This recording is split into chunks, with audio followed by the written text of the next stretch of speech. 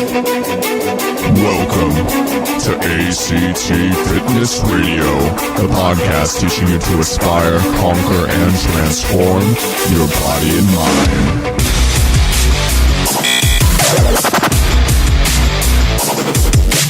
Here's your host, Adam Castro.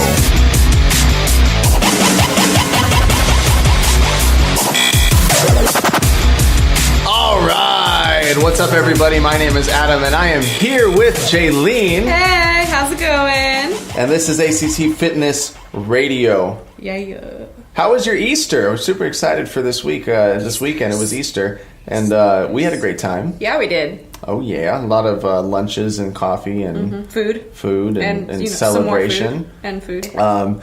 But it also brings some funny ideas. I was thinking about this a while ago, but it brought this back to my attention. The nutritional guidance of the Bible in the Old Testament. Guidance. Yeah, or not guidance, but when it does mention nutrition, it's some very interesting things. In the Old Testament, the Israelites were exiled to wander in the desert for 40 years. Mm-hmm. Okay, and they could not go into the Promised Land. This is the biblical story in the Bible. They could not enter the Promised Land for 40 years. And God had provided them with manna. And if I'm not mistaken, manna is just a whole bunch of carbohydrates. Yeah. So they were having a very high carbohydrate diet, probably a high inflammatory diet, if I'm not mistaken. Well, that's debatable, I'm sure. Right. I don't know. I mean, how inflammatory can food from heaven be? I don't know. But and they were trying, or they were awaiting their time to go into the land of milk and honey. More carbs. And sugar. and dairy. Mm-hmm. Like, doesn't God know that these are all inflammatory foods? That's hilarious. Yes, but of course their sources were so much better than our sources. Right. And I'm pretty sure I am no expert on this at all. I'm absolutely no expert on this at all. But I'm pretty sure it was like goat's milk, and obviously they're not going through the modern processing of things today. Look at my phone. It's not going through the modern processes of today at all. Yeah.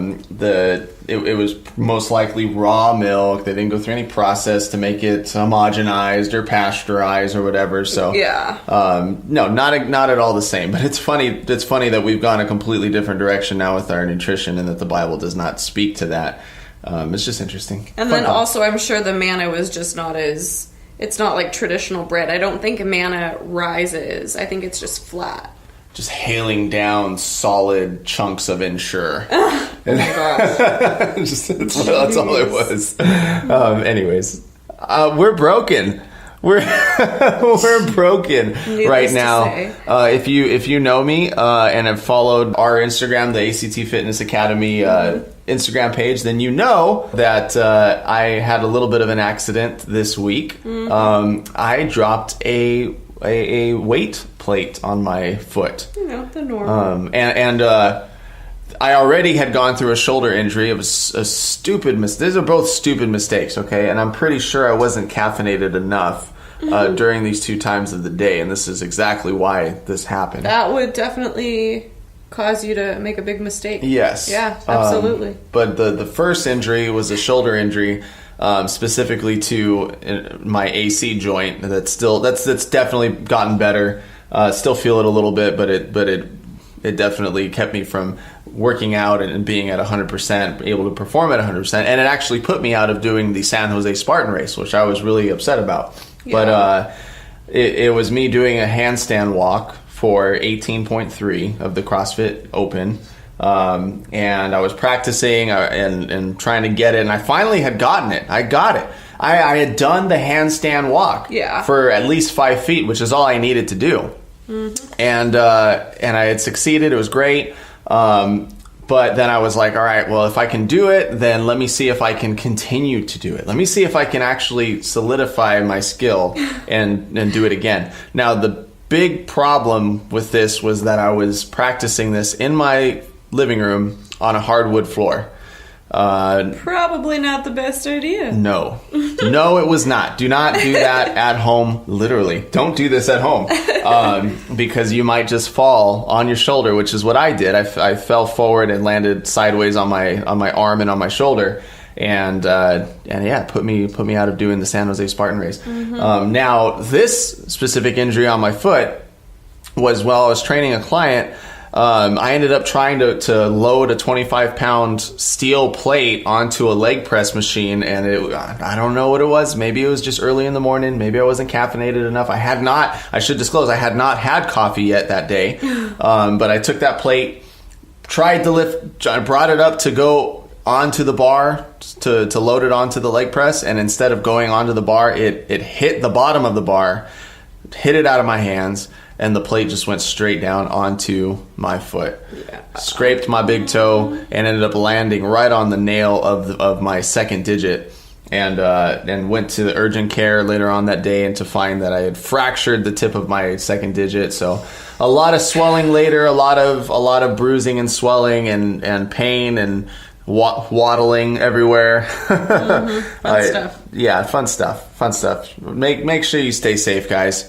Even me, I've been around weights for years, and everyone is still capable of making stupid mistakes. So make sure you stay safe. But here's the crazy thing. Now, on the same topic of nutrition here. Yeah.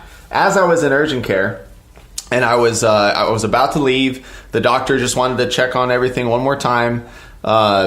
I knew the answer to this, but I asked the doctor, hey, is there anything that I can do nutritionally to help speed up the recovery process? Mm-hmm. And I just got a big no. No, there's nothing that you can do. No. Just have a generally healthy diet, whatever that means. Yeah. A generally healthy diet, and you should be good. All right, cool. So it's McDonald's? Right.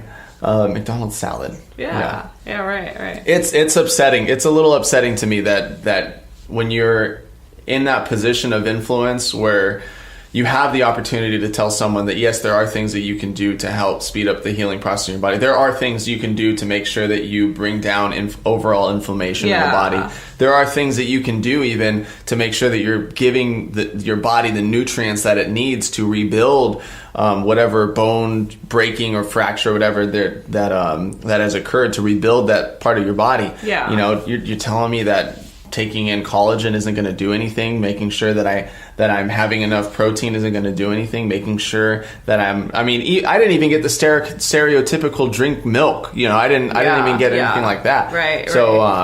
So I've been doing a lot of bone broth and making sure I have enough magnesium and potassium and amino acids, getting glutamine and glucosamine, and just even if I know it may not be a huge game changer, I still want to make sure that I'm giving my body the nutrients that it needs to be able to heal itself. Yeah. And I think that anyone who's looking for just optimal recovery, it should be going that route, and not just kind of saying, nope, there's nothing you can do, it's just going to take time, period. So just sit tight and eat whatever you're eating. That really blows my mind. A response like that. I mean, come on, the doctor clearly knows better, and for whatever reason. Well, they might not, they might not, because doctors don't necessarily get a crazy amount of nutritional education, and there's not super high incentive for them to have more research, for them to go and research things right. But I would say they at least know what foods would cause inflammation and what foods wouldn't. Yeah, and at the very least. Yeah, and hopefully we've got more good doctors than, I don't even want to say bad doctors. A doctor is there to help you to get through a painful process. There's doctors are so important to helping people, especially in those instances where you can't get through your life without making sure you handle this symptom or handle this pain or handle whatever.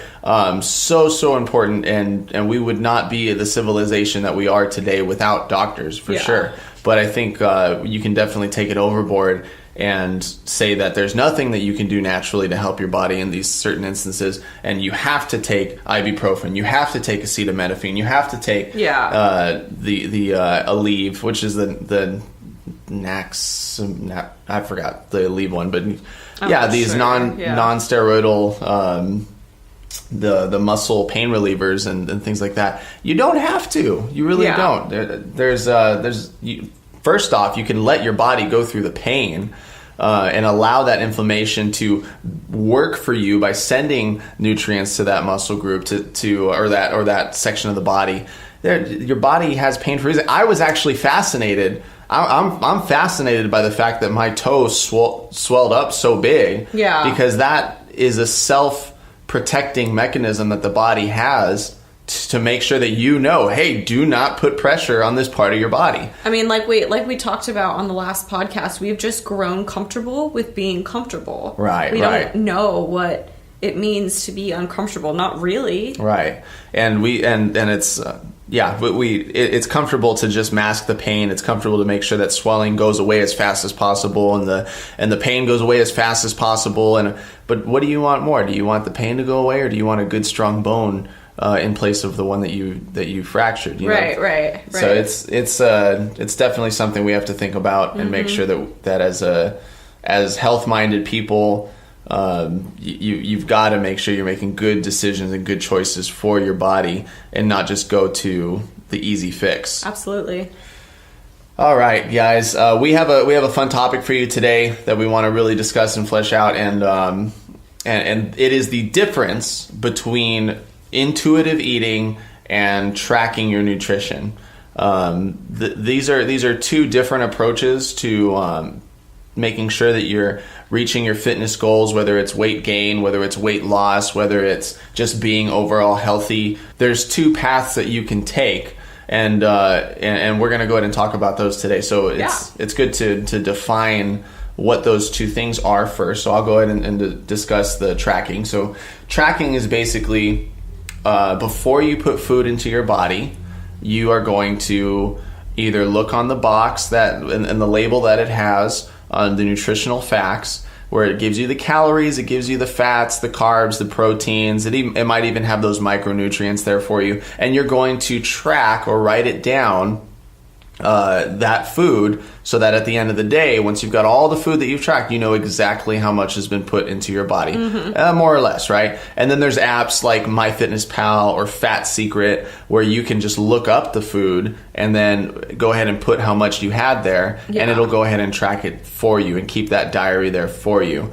Again, all this is more or less. If you wanted to be more exact, you'd have to get a scale and you'd have to weigh your food. And I've done this before in the past. And so it's to a lot of people it's an extreme, but you got to do what you got to do. But that is tracking. It's tracking the food that's put into your body and knowing exactly what is going into it. Yeah, and intuitive eating is just as that's stated. You are intuitively eating something, so you are listening to the signals that your body is giving you. Your body, your mind, your spirit, everything, your soul, everything is absolutely involved in intuitive eating. And it's to decipher. Instead of tracking, it is the opposite of that, right? Your body decides what you get to eat. Right. So instead of like in tracking your nutrition, where you would set the structure for your body, you're basically allowing your body to set the structure for you. Right, exactly. So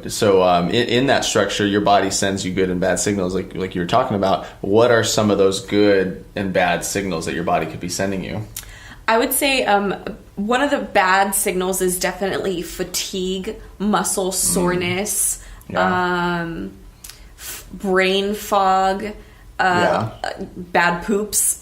Oh yeah, bad trips to the restroom where your bowels aren't working correctly, and you're even just the normal like stomach growls. I don't think people understand that that's not a regular thing that should be happening. Right. We talked about in one of the previous episodes about intermittent fasting and how when you're fasted, you don't really deal with those kind of things because you're fasted. Right. And when you are dealing with those things where the stomach is growling and you got digestive issues, that's a signal that the body is telling you that hey, something's not right here. Leaky gut is also another one. And some positive signals would be higher energy.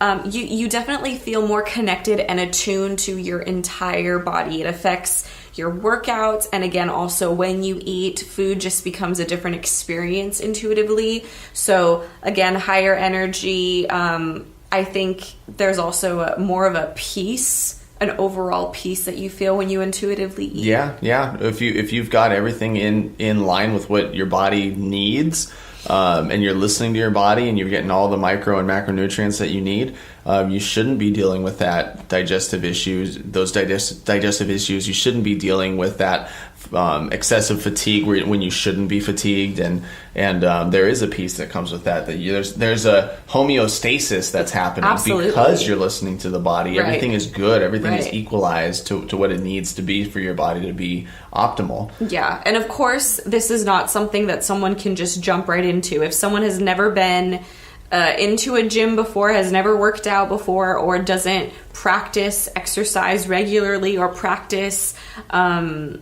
intuitive eating regularly, if you have not already developed some sort of system or the system, or even the knowledge of food, period. Yeah, right. So intuitive eating is definitely something that's more advanced. It's not something it's just like driving a car. You don't just put someone in a car and say, okay, now go ahead and drive it and stay safe. Yeah. Like, no, it's food can do great things for your body, but if you don't know how to use food, it can do a lot of damage to the body too. Yeah, you have to learn first. It's a learning experience first. We don't I would say when we're infants, we understand intuitive eating, but as food is given to us and forced to us, and we learn how to eat foods at certain times, and we're eating during this time, and we're eating all of these different kinds of foods, for breakfast, lunch, and dinner, our body no longer knows how to intuitively eat. And I think that's really important to recognize.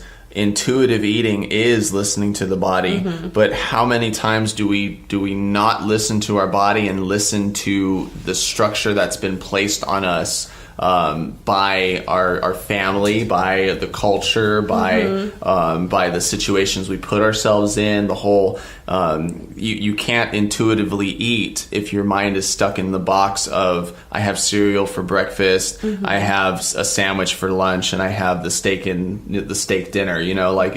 You've already eliminated that possibility of you being able to rightly intuitively eat, right? Because you've already put yourself in the box and in that system. There are very important signals that we are created with, body signals that we are created with, and over a period of time, we lessen those signals, we ignore those signals, and we're trained to mask those signals. When you intuitively eat, you're right back at learning all of those signals. You're aware of them, and you're just more attuned to them. Yeah, and for the longest time, we didn't have apps to tell us how many calories were in foods. We didn't have nutritional facts or labels and things like that. So intuitive eating should be the goal, right? Intuitive eating should be the goal. Absolutely. Now that we've painted a really, really good picture for you as far as what intuitive eating is, I should go ahead and say that most of us are in an unhealthy place when it comes to our relationship with food. And to just throw someone into doing intuitive eating, I think would be a huge disservice to someone, especially if they don't know how food responds with their body. Exactly. That's why when we first when we first handle clients and they come to us with their goals of losing body fat or having a healthier relationship with food, we'll go through, where they're at. We'll see a good place for them to take steps in the right direction.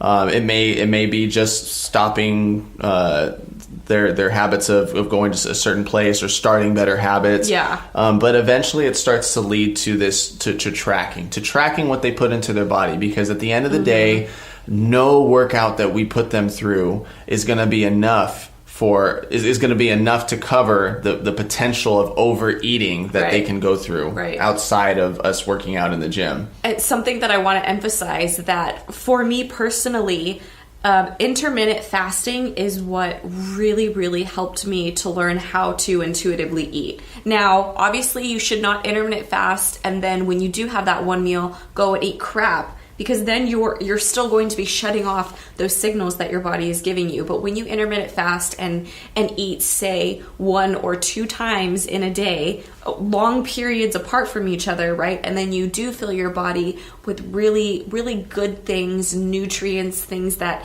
it needs, you are developing those signals again and teaching your body again. Right, and it's easy to do that when there's only 1 or 2 meals, because then you're not having a lot of factors in. You know exactly what foods you're putting into your body at a smaller rate or at a smaller concentration. Whereas if you're eating 4 or 5 meals out of the day and they're all different, and your stomach starts hurting you at the end of the day, you don't know what it was from. You don't know if it was it was one of those vegetables that were in that vegetable mix that you had with your chicken and rice, or you don't know if it was the brown rice in this meal or the white rice in the other meal or whatever. Like you just don't know. And so intermittent fasting does help with that.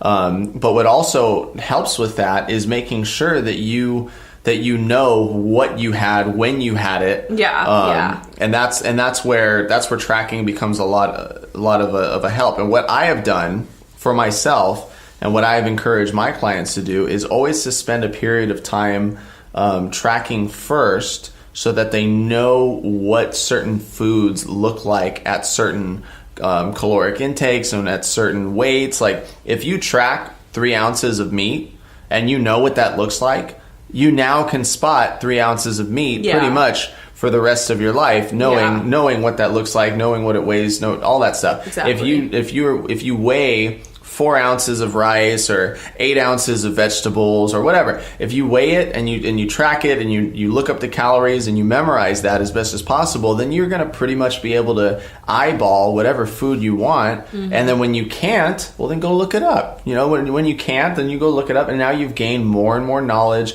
more and more education to help you intuitively eat in the future. Right. These two things partner extremely well together. Let's say for whatever reason you may fall off the wagon intuitively eating.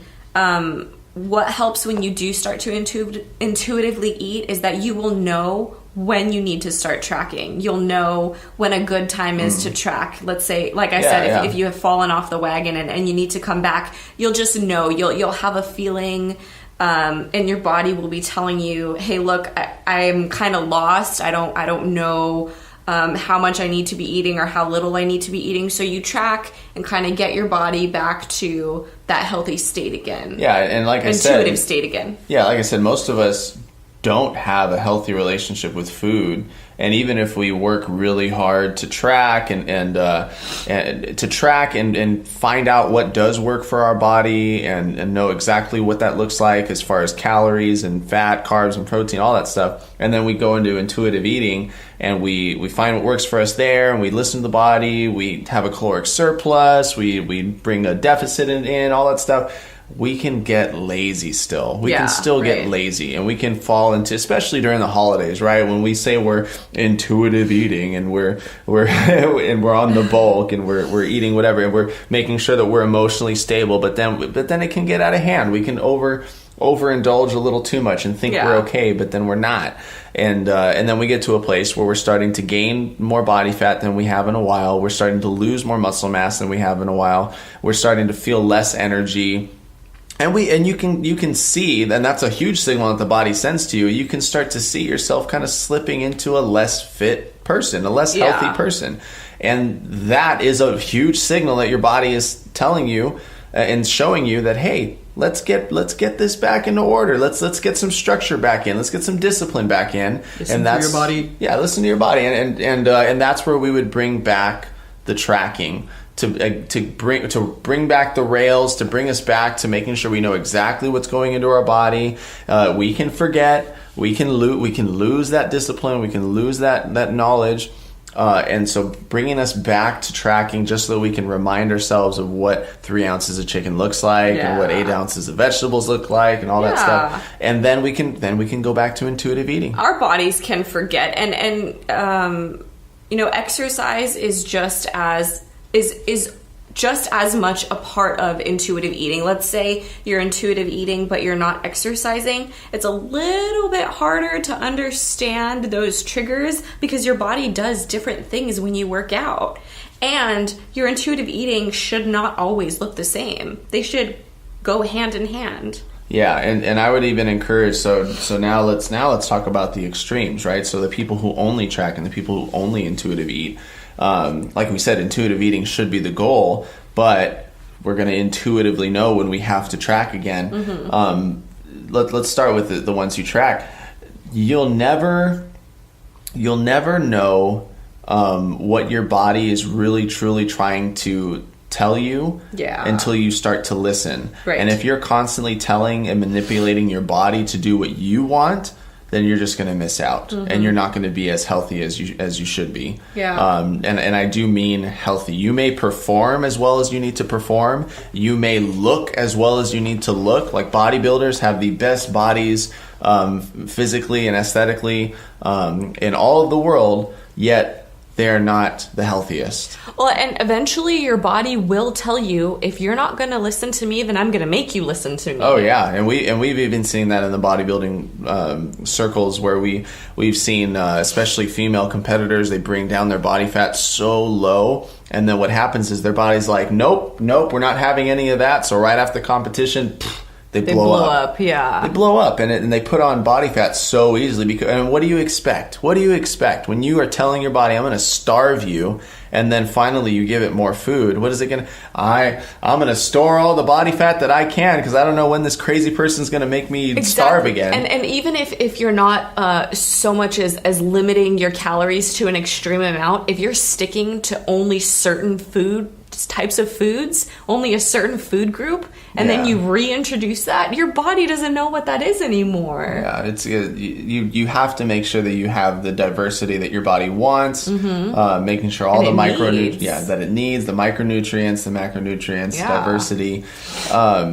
So that's that end. So don't track to the point where you are constantly making your body and telling your body what to do, and you never allow your body to tell you what to do.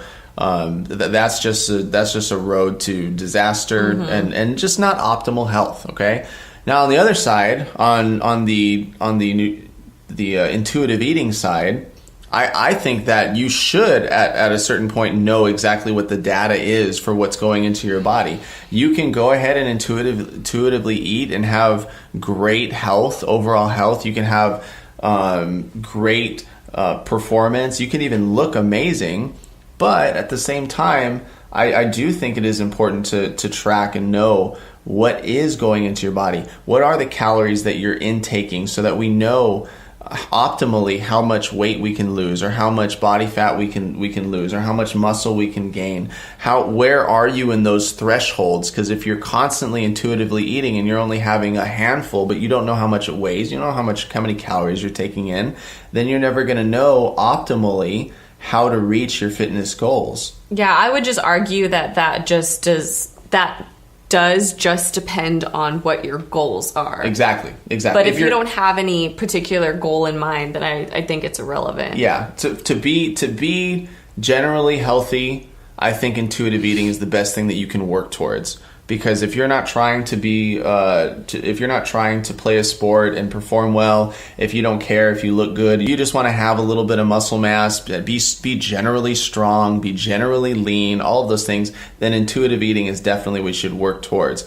But if you do have goals for performance and you are trying to build a specific amount of muscle mass or lose a specific amount of weight, or try to look a certain way, or what, all of those that are based off of benchmarks for the body, I do believe that tracking is a huge help to that. And that intuitive eating will never get you exactly, or at least optimally, in that direction. Yeah, I mean, it does depend on what your goals are, but I don't know if I agree with intuitive eating never getting you there on its own. Because I think our body is extremely powerful, and if you are very in tune with it, it will tell you what if it's not what your body wants, though? right? Because I think if you want to be like then body types too, right? If you are a slender person but you want to look like a bodybuilder, that's not what your body wants, well, right? Then that's manipulation, and that's not natural. Intuitive eating is natural. Well, what if they still want to benefit from intuitive eating? But that's what I'm saying is if they want to benefit from intuitive eating and be generally healthy, but still make sure their body is headed in that direction of their physical fitness goal, I think then that tracking in mix with intuitive eating, that's where the people who are just intuitive eating would go wrong with being able to hit those specific goals. You know? I mean, I understand, but the purpose for intuitive eating, I think, is to have that understanding that you can't have your cake and eat it too. That you are accepting the way that your body may look on it. No, not may, will look on its own. Yeah. And that is, again, if you're looking for if you're looking to be exactly what your body wants you to be, right? That's fair. That's fair, right? If That's you're fair. looking to be exactly what your body wants you to be, What you were created to be. It's not even just, what your body wants, but the way you were naturally. Minus the unhealthy indulgences, minus the unhealthy cravings, minus all those things, just listening to your body, giving it healthy food, making sure that you are eating more when you need to eat more, eating less when you need to eat less, watching your body, all of those things, and taking out the idea that I want this kind of physique, and taking out the idea that I want to be able to perform this kind of way, and all those very specific goals that you might set for yourself. If you take all those things out, intuitive eating is the way to go. Yeah, and when I say healthy eating anyway, I still don't mean being strict. Sometimes your body does want a certain kind of a carb, and it's okay to have that. Sometimes you do want a sweet something, and it's okay to have that. Yeah, you don't want to. You want to acknowledge that your body has cravings. You just don't want to give in to them. It's not even when you're intuitive eating, it's not even like a craving, because a craving, I define a craving as something overwhelming. It is like, if I don't get this into me right now, shit's gonna go down. But when you're intuitive eating and you have a desire for something sweet, or fruit, or a certain kind of carb, or whatever it is, it's more like this is satisfying. I like this. I'm enjoying this. I don't need to overdo it. It's fine. I'm not hangry. Have a little bit of it and move on, and you're good. Well, I do agree, and there still does need to be this side of researching when you're intuitive eating, because I just think of, like, if you have a potassium deficiency, because that's something that I've had to deal with one of my clients. You don't know exactly how much potassium you're going to need unless you look it up and track it.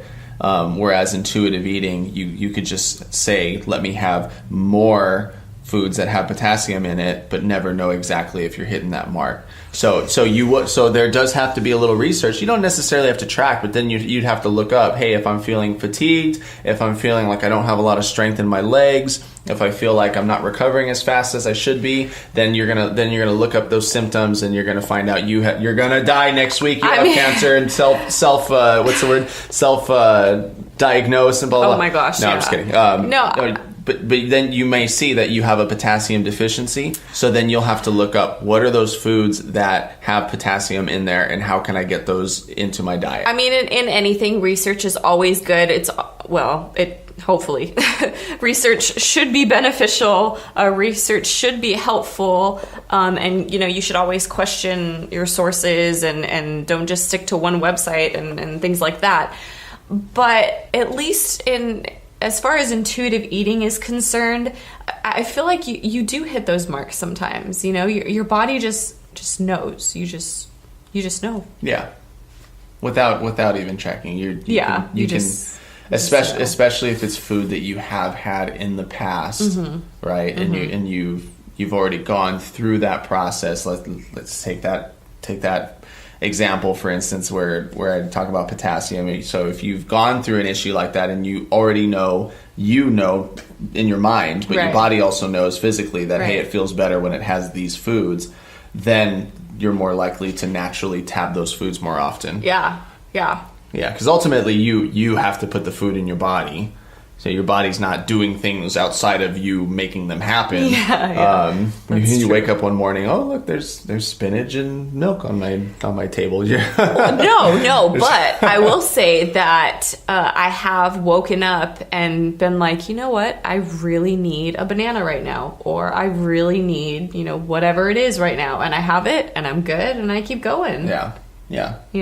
So you can tell we obviously lean a certain direction, both Jaylene and I, which is good because it's true. I'm stubborn when it comes to food in the sense of I know for me it's better for me to track, because if I don't track, I will eat whatever. Like I will generally have a healthy diet, but it's very difficult for me to say no and have that self-control. And because I know that I don't have that self-control, I know for me, I will see the best results if I go ahead and track, and if I go ahead and pull back the reins and have that structure and discipline. And that is what works best for me. But I can go ahead and attest that Jaylene actually has seen way better results not tracking and just listening to her body. Yeah.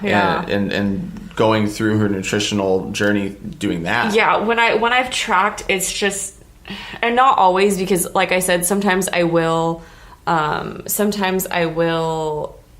track, while I'm intuitively eating or at some point during my intuitive eating process.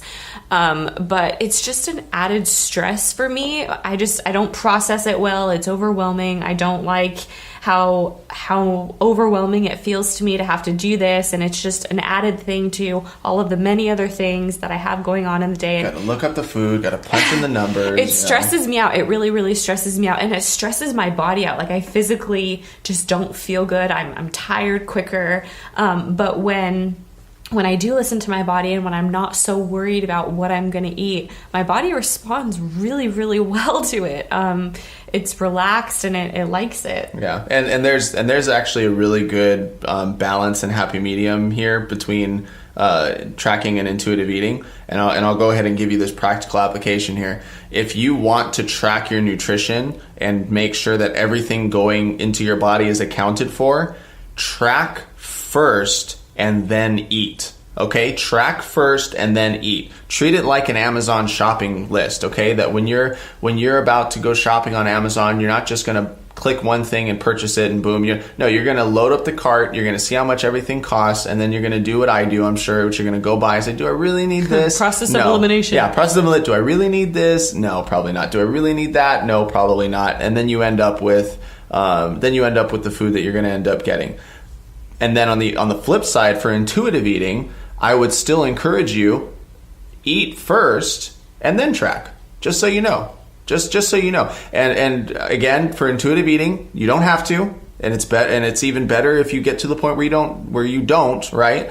But if you wanted to have at least the knowledge of what's going into your body without the stress of tracking it before you go ahead and eat, then just intuitively eat, and at the end of the day, look everything up and find out how many you ate, and just so that that's what I would see as a good balance between the two, so that you can listen to your body, and then data-wise, Jaylene's giving me a look right now. Data-wise, see what your body is telling you. I mean, I don't do that, but it is beneficial. It is helpful. You cannot go wrong doing that. It's still good to be knowledgeable of what you are putting into your body, but I've come to a very comfortable place where I don't feel the need to do that. Yeah. But it is beneficial. Yeah. All right, you guys, we're going to end this podcast episode with our workouts of the week. We didn't get to do it last episode, so we got to make sure we do it this episode. Yes. I'll go ahead and start off. Oh, goodness. My workouts have had to change, obviously, because of my injuries. I have not been able to run. I have not been able to rock climb. I have not been able to do high intensity interval training and like hanging and overhead stuff as much as I'd like to. So I've been on a strict bodybuilding workout plan, and I'm loving it. I'm actually getting too big for my own good right now and getting stronger. And humble, too. Well, no. I mean, I was doing a certain exercise where I was able to do 12 reps with a 30-pound weight and only 3 reps with the 45-pound weights. And then just today I had a workout and I was doing 12 reps of that 45-pound weight. So, I'm building strength, which is great. But it's just not the direction I wanted to be heading for my training for the Spartan race. But anyways, I did have a workout where I added a bunch of volume for the chest. And it felt like a chest day, on a little mini segment chest day. I do full body workouts, but I just added a lot of volume for the chest. I did an incline chest press, supersetted with a decline chest fly exercise, decline bench chest fly exercise, and then I did a flat ground chest fly, so where I hold dumbbells, I lay down on the ground so that when I come down with the chest fly, my elbows hit the ground, so you're not going too deep into a stretch. It's a great way to still get that fly movement, that wide lever movement, without going too dangerously far into that stretch. So you can lift a lot more heavy weight. And then I supersetted that with a decline decline band fly. Okay, decline band fly. So I put these bands up on the pull-up bars and just basically pushed it downward so I could really get engaged with my chest at that angle. So it was actually a whole lot of fun to do those 4 exercises for the chest, and I haven't done a workout with that much volume for the chest in a while. So that was fun. Yeah. I know I've already said this on previous episodes, but deadlift. And I only say that because my deadlifts are improving and they're increasing. I was able to deadlift 155, so that's pretty solid. Woo! Yeah, that's fun exciting. Fact, Jesus deadlifted himself. Mind blown. No, what'd you deadlift again? 155. That's awesome. Yeah. That's awesome. Yeah. And 155 at what kind of a tempo? Was it really, I mean, how many reps? Was it really fast, really slow? I did about 3 to 4 reps. Okay, so she's even capable of deadlifting more than that. Yeah, I have deadlifted 165 for 1 rep. It wasn't the best form, so I'll get there. Well, and you've gotten so much stronger since then. There's no need for you to get to those 1 reps right now. Yeah. I'm also trying to. I'm having some back pain, so I'm taking it easy a little bit. That's what I meant by we're broken, yeah. not just me. Yeah. And I think I hurt my thumb, or I did hurt my thumb, but I think I did it while rock climbing. I'm not quite sure yet. I just pulled something, but I'm getting better. both. You don't live the dangerous lives that we live without getting just a little hurt. It's true. Rock climbing, CrossFit, Spartan racing, bodybuilding. The occasional race car driving on the freeways. We didn't say that. What? We didn't say. What? No, but it's a lot of fun. We're fun. We're broken, but we're happy. Oh yeah.